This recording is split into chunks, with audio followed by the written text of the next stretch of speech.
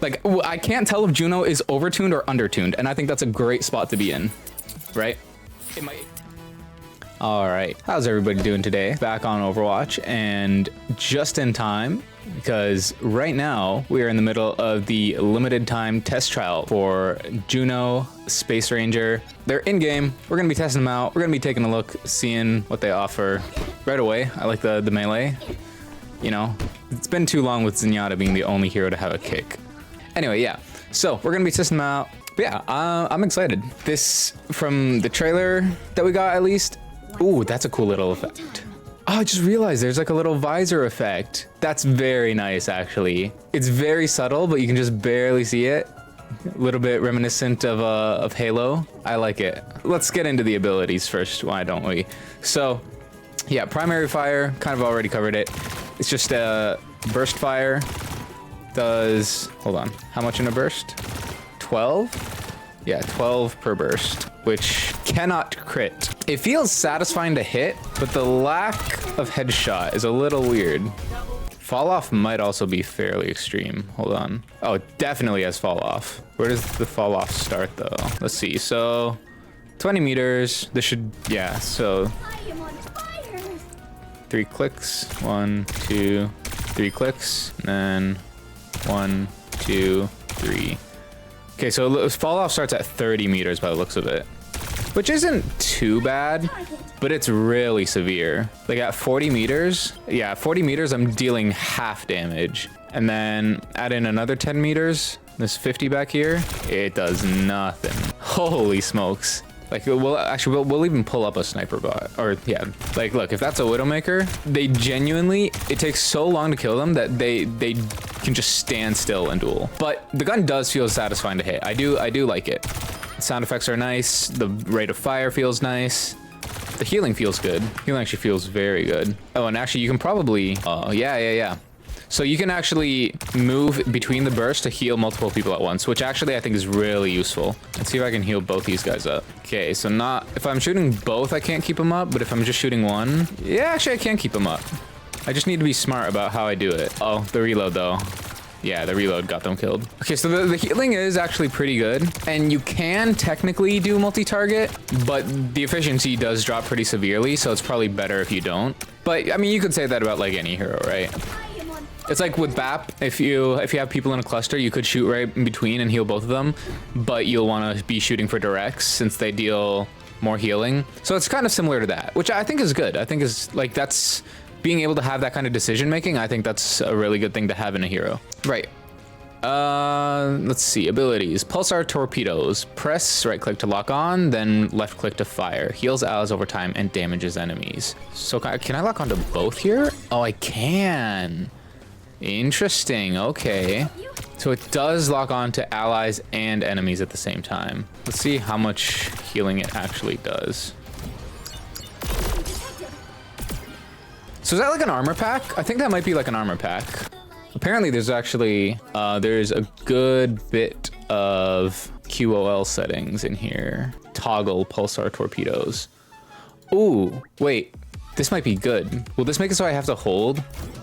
And then when I let go, that's what, ooh, I think that's better. That might be better, hold on. I think, hold on. Okay, but if I do it like that, I have the option to cancel it. If I turn it off toggle, will I still be able to cancel it? Oh, it still goes on cooldown when you cancel it. Wow, okay.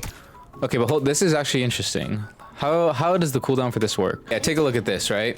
So if I just pop my right click, and it doesn't lock onto anyone and I cancel it, it's a 5-second cooldown. If I pop my right click and it locks onto people and then I cancel it, it's a 10-second cooldown, which I don't know if that's intended or not, but whatever. You've locked onto people and you cancel it, it has a longer cooldown, okay. That might be a bug, might not be, but what I think definitely is a bug is the fact that you can pop it, lock onto people, but then if you stop locking on, and it gets canceled, it's still 10 seconds. I think that should be a little bit more consistent. Because if it is intentional that it's a 10-second cooldown when you cancel it with targets on screen, I think adding in that little bit extra, not skill expression, but like making the skill ceiling a little higher by giving you the ability to reduce that cooldown if you can like find a piece of cover or something to duck behind, and again, that would encourage playing cover, then you have that reduced cooldown as like a reward for that. I think that'd be a little bit better, but that might be a bug. So maybe I'm just like talking for nothing right now. Either way, I'd like to, hopefully we'll see that change come through for a full release. I do want to see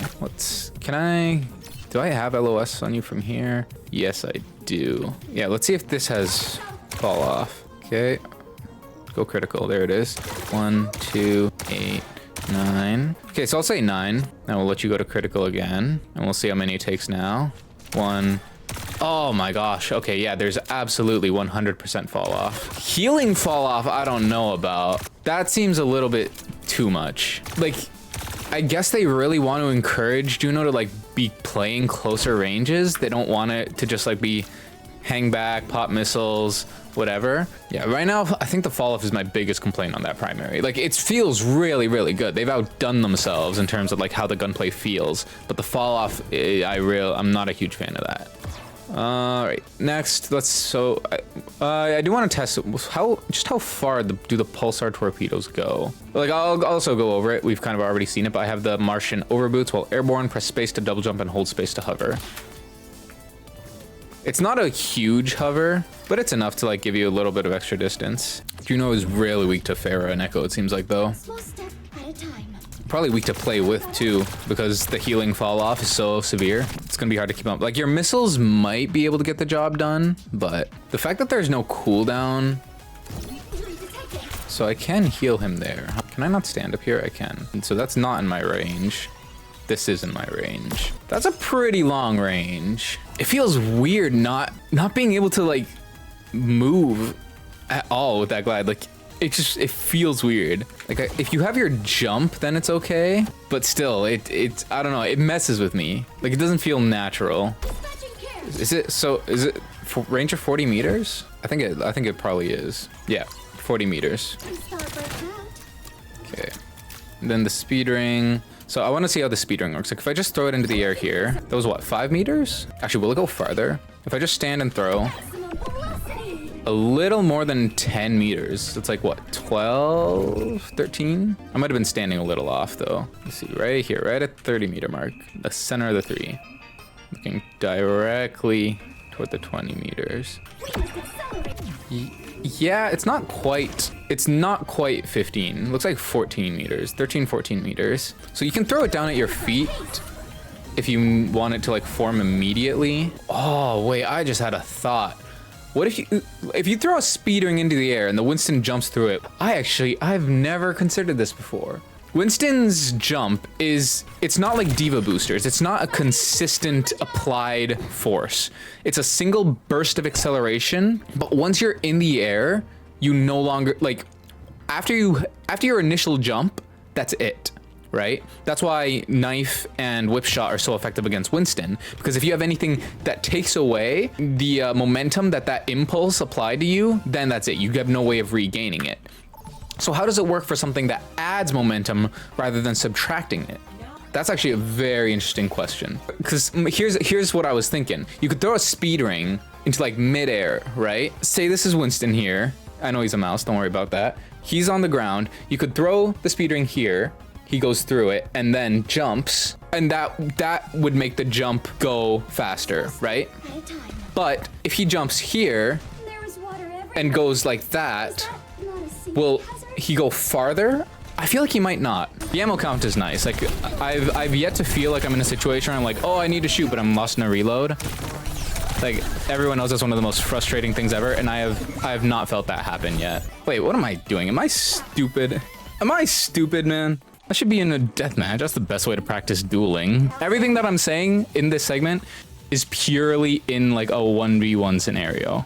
I want to make that very clear. This is not advice for how to use it in like a team fight. Ah, Tracer, this is actually exactly what I wanted. Though I actually don't really need to reload.